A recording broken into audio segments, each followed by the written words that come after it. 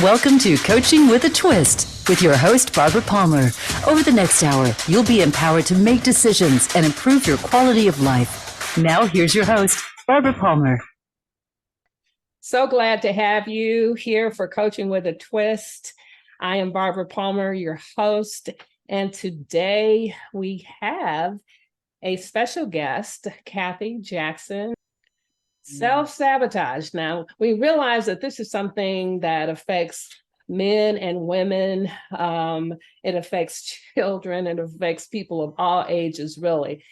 And it impacts all areas of our lives. The thing about it is it's one of those things that most people don't realize they're doing, which is why we are shining a light on this topic. And isn't that something to be afraid of? Like, in reality, we hear people always say sometimes you have to leave people behind, but there are emotional ties that are not so easy to just walk away from.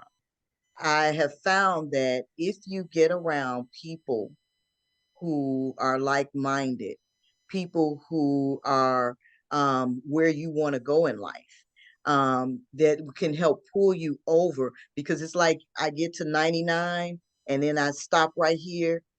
I didn't realize that I was sabotaging myself. A part of breaking out of self-sabotage is to actually become consciously aware. Mm-hmm. Make a decision that you want to notice what you're noticing about your own thinking. Mm-hmm. About your own emotions. Your emotional state happens because of what you were thinking. So if you're ever, in an upset or any kind of, emotion where you're almost questioning yourself, why am I feeling like this? Just ask yourself, what were you thinking about? But start to notice what you're noticing. And as you're noticing, notice your longings.